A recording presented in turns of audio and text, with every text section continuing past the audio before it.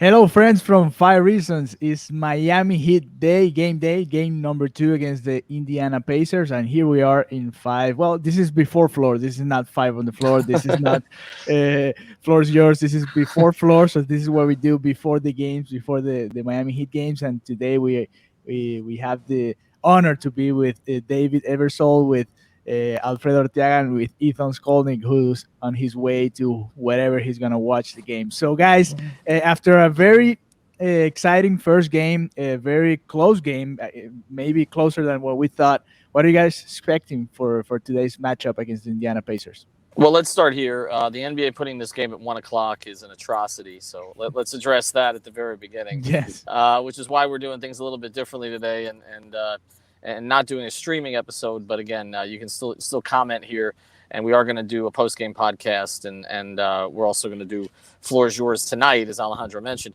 But, I mean, I think the thing, and getting into it with Alfredo and Dave here a little bit, some of the things we've talked about on Five on the Floor the past couple of days is that in some ways, and I know Oladipo was out, and obviously they don't have Sabonis, but in some ways the Heat kind of took the Pacers' best shot in Game 1. If you look at the metrics, the Pacers and Heat had a sort of an equal number of open shots, and the Pacers made more of them and still couldn't close out the game. And I just wonder, if they don't have Oladipo, how do they compete in this series? I mean, they got, one of the holidays, Aaron Holiday played very well off the bench.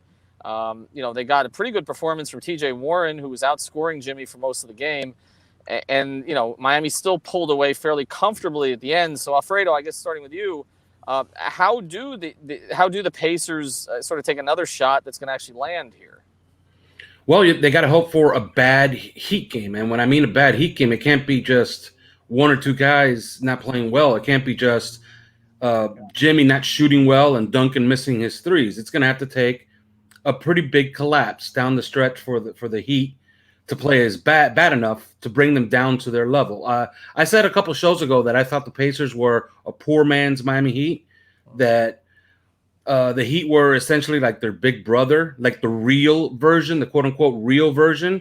Well, they're showing it, and they've been showing it all throughout the bubble. They execute better than the Pacers do down the stretch. Now, does this have a lot to do with Oladipo not being healthy and Sabonis being out? Of course. I think if those guys were there, they'd be a little bit more on equal footing. But as of right now, playoff basketball has always been about executing in the fourth quarter. I just don't see, barring a complete collapse by the Heat in the fourth quarter, that the Pacers can actually beat them in a close game. Dave, from what we saw of the Heat during it was really kind of in 3 seasons in the bubble now, right? So you had the preseason scrimmages, and there was this overreaction to that last Memphis game where they couldn't stop the ball and they got basically blown off the floor by John Morant and everybody on that team, actually. Then there were the seeding games where the Heat played well, I thought, when it mattered, but finished 3-5. So that was kind of deceptive a little bit because they shut it down at the end. And then I kind of feel like we saw the real Heat team in Game 1, a flawed team in some ways, but a team that has enough parts to kind of find enough from enough different sources as the game goes on. I mean, what did you see that you liked in Game 1? I like the fact they took care of the basketball. They only turned it over 9 times. But Indiana did get 23 points off those turnovers, so I think they just got to watch the live ball turnovers. They shot the ball pretty well from the field overall. They shot almost 50% for the game. I'm a little concerned about a couple areas. I'm concerned about the bench production beyond Hero. There wasn't much in that second unit, so we've got to, like you said, avoid those lulls, the infamous third quarter. And I liked what I saw in Game 1 as far as the offense goes. I think the offense was fine, with Butler and Dragic kind of carrying the scoring with Adebayo.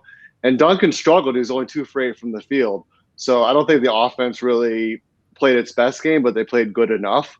Like you said, Indiana had a lot of open looks. I'm a little more concerned with the defensive side of the ball.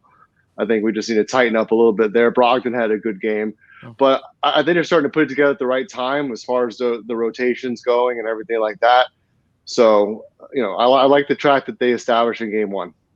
Well, you mentioned Brogdon had a good game, but he was 6 of 18. I think if they hold him down that way, Indiana's going to have to find a second scorer. With Oladipo out, they're going to have to find a second scorer if it's not, and it's really not Miles Turner's game to be that. And the other guys, all kind of have limited upsides. You mentioned the bench. I want to get to that for a second here as I adjust. Where everything we're doing here is on the fly day. You mentioned the bench. They didn't play Kendrick Nunn, which I don't think was a huge surprise based on the circumstances. But Spoelstra decided to just play 9. He went with essentially 3 guards splitting those 96 minutes, which is, again, what we kind of figured would happen. But if they need bench scoring, Alfredo, does it make sense to – if Olynyk's not producing off the bench, Dave's right. I mean, you have Hero, right? But DJJ's not a scorer. I mean, he'll give you a burst, maybe, a couple of dunks off lobs, that kind of stuff. Andre's not a scorer at this stage of his career. So if Kelly's not giving you much, you're pretty reliant on Hero. Does that mean maybe we see some minutes from Kendrick Nunn before the series is over? I would hope so. And I would hope that we would see some Kendrick Nunn going forward, because I don't think you wasted an entire regular season starting him and giving him all these minutes for him to become a non-factor in the playoffs. Like, this is the guy that you expected to be a factor in the playoffs, and now he's not playing. So I would say you got to try to ease him in. If this is a confidence thing, I don't believe it's COVID related, because we've seen other players come back from COVID and they have their wind, especially Bam. Bam's playing everywhere. He's covering for people that are not even there at moments. So he's fine. So yeah, I would try to ease him in because he's necessary.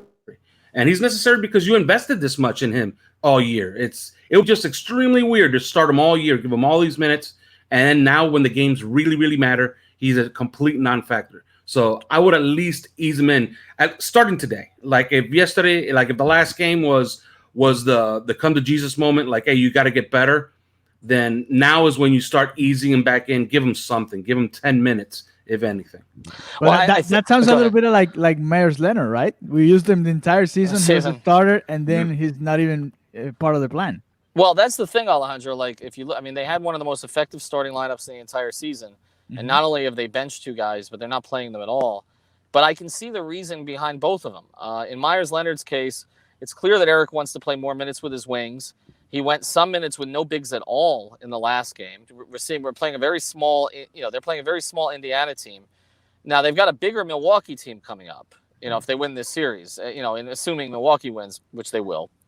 But you've got the 2 Lopez's, who used to give Hassan fits. You've got Giannis, obviously, who's a big. And so there's enough bodies there that you're going to have to contend with, that I do think that maybe there are some minutes for Myers there, and especially as a stretch player. The one with Nunn is a little more complicated. You mentioned Alfredo. It's not COVID-related. There were some personal issues he was dealing with. I had heard that they were resolved, but they're the kind of personal issues that we all know don't ever entirely resolve. They're never entirely resolved. They're never entirely resolved, if you can figure that out. And so I don't know where that stands. I know I was told by someone close to him that it was an extreme. Let's put it this way: it was a surprise that he was even able to be in the bubble with what he was dealing with. That's what I was told. So I mean, he's been dealing with some stuff, but the problem is, he also has the kind of game where it's hard to integrate him without him, forcing his way in, because he takes a lot of shots, right? Yes. And his game is very much, there's nothing wrong with it, but it's a mid-range game where he kind of needs to create for himself a little bit and get to his spots. And so I think he's a perfect burst player, like a Lou Williams type player. Like, I think his ultimate role in the league, his upside is Lou Williams. Like, if he could get to that as a 6th or 7th man. But it's hard now. If you already have Dragic doing some of that stuff and you have Hero doing some of that stuff, I don't really know where the room is for him. Let's go to you, David, here, and then we're going to get to some predictions on today. We talked about Bam a little bit, and Eric Spoelstra said yesterday, basically everybody should shove it up their ass if they're telling Bam how to play. So I'm trying to find it up my ass right now, basically. I don't know if you quote me on that, because I think I've been one of the people who's been making subtle suggestions. But so that was a message to you, Ethan. No, I don't think it was just me. I think it's others, and probably Ira. But I mean, it's out of love. I think that we, with everything with Bam is not he's doing the wrong thing. It's that he's capable of doing even more because I think you trust him. But David, do you want to see him be more aggressive before Eric Spoelstra tells you to shove it up your ass? I just want to see him comfortable and play his game and let the game come to him. And, he's everywhere on the court. So his value is infinite on both sides of the ball. So I just think you let him do his thing. You don't judge his game or micromanage his game. He's going to find his way, throughout the course of the playoffs. And I think with the starting unit, they're just going to continue to develop the chemistry as the playoffs go on. And he's going to be just fine. I'm not telling him anything. Alfred, don't tell him anything. So that way Eric doesn't have to spread it around too much. Alfred, that reminds me of the old Pat Riley quote. Remember that one, Alfredo? My favorite Pat Riley quote ever. Well, when David Stern, the late great David Stern, took Juwan Howard away because it was one of the few times in Heat history they mismanaged the cap, that they signed Juwan before the other players when they were signing P.J. Brown and Alonzo Mourning. And Pat Riley did a conference call that I remember. It's the first conference call I was ever on as a reporter. And it was Pat Riley saying that he was going to the proctologist to take the 10-foot pole out of his ass that David Stern put there. And ultimately, as I'm going sideways, it ended up being the best thing for the franchise because Juwan was a little overrated at that price. He was. And they ended up plugging the hole with Dan Marley, who was a perfect fit for what they needed. I don't know if that team would have been as good. Sorry, I'm trying to get straight. I don't know if that team would have been as good with Juwan instead of Marley because PJ wouldn't have been a starter. It would have been a little bit of a different type team than it ended up being. But anyway, let's get to the final thing here, and then we'll get to some predictions. The most, I think, encouraging development of the entire game one, you kind of know what Goran Dragic can do for you at this point. I think Tyler Hero was starting to expect it. Jimmy Butler making jumpers. Yes. Like, if that's real, and again, I've talked to people around him who say it's not the wrist, it's not the ankle, it's not the rest, it's just confidence. Then he's just missing. He's just missing. I mean, but he was historically bad this year from mid-range. And he was a good, forget the three ball, he was a good mid-range shooter in all three of his previous stops. Like a plus, not a great one, but a good. Like on a scale of 1 to 10, he was like a 6 to 7. And this year he was like a 3. Okay, and on threes, he was awful. He was like league worst on threes, and his volume until he stopped taking them. Can we believe in this, and how much does it change things? Yeah, I think we can. And what I like the best about game one was how assertive. I said before the game that the Stars, now it's the playoffs, so the Stars have to start acting like stars and be a little bit more assertive and stop waiting for their teammates to all come around them. And I thought that's what we saw. And through 2.5 quarters, people were nervous, I would say, about how the game was going with Jimmy and Bam being so assertive. But we saw toward the end of the game, it paid off dividends. They have the guys that can close the game, and the Pacers do not. So I liked very much his disposition. I like his confidence. And on Bam, I love that he was taking Miles Turner off the dribble. Miles Turner cannot guard him off the dribble. He just cannot. No. He's too slow for him. So I think good signs for today's game, 10 Bam free throws. 10 Bam free throws, it's a 10-point Heat win. Yeah, I'm with you. I think he only had 4, 2 to 4 in game one. Jimmy was in double digits. All right, let's get to predictions. Alejandro, you're first. Yes, and talking about Jimmy Butler, hopefully he's just turning the switch on right at the right moment, right when the playoffs are starting, because we saw it there at the arena this year. How many shots late in the games he missed, right? And I think if you ask me, I think I saw more of a Tyler Hero closing games or any other player other than Jimmy, when that's the guy that we brought here for these moments, right, for the playoffs. So I think the Miami Heat's are going to win today, hopefully more than 10 points, like Alfredo said. But I don't know. I had the feeling that it's going to be another very close game. So I'm going to go with Miami Heat by 5. David? Yeah, I think we're going to see a better game out of Duncan today. I think he's going to find a little bit more of a groove on offense. And I think they're just going to continue to build on the game one performance, clean up a little bit on both sides of the ball. I think they're going to win. It's going to be close, like Alejandro said. I think they're going to win by probably 7-8 points tonight. This afternoon. They go up 2-0? Yes, they go up 2-0. I think Indiana's best shot will come in game 3.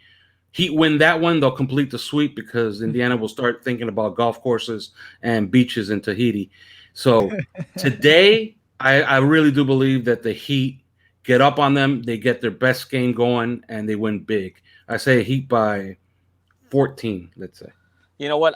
You mentioned something that just triggered a thought in me. I think one of the things we're going to see that's so different from regular postseasons when teams go back and forth and you've got 2 games at home is that I think that the ready to go home thing is going to start sooner.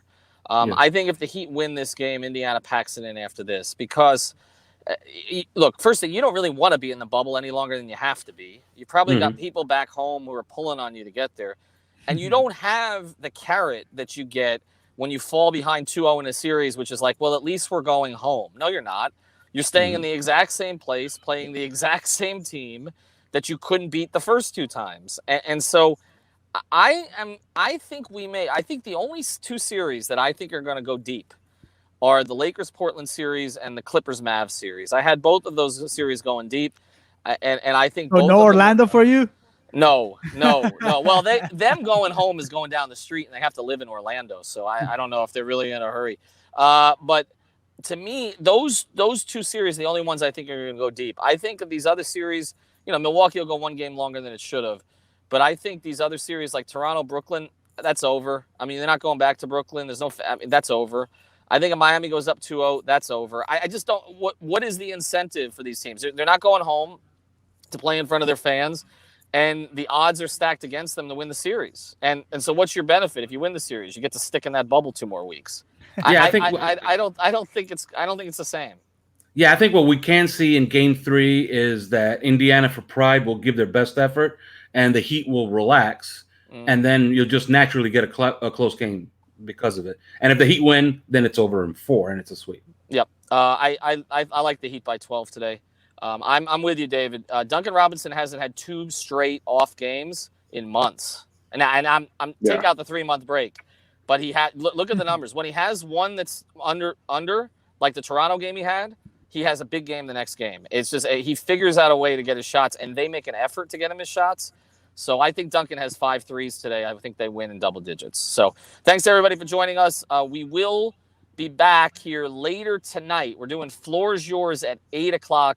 That should be the usual 5 on the floor crew, I think, with Alex, Greg, and the other Alf. Thanks to Alfredo Arteaga. Thanks to Alejandro Villegas, who is our lead producer here on the 5 Reasons YouTube channel. And also thanks to David Eversole. Tell your friends about us. We're trying to get to 4,000 subscribers by the end of the first round. We're getting close, okay? 5,000 by the end of the Eastern Conference Finals. And then we're getting to, by the finals, we're going to be at 10,000. So that's the goal. All right? Go big. Go big.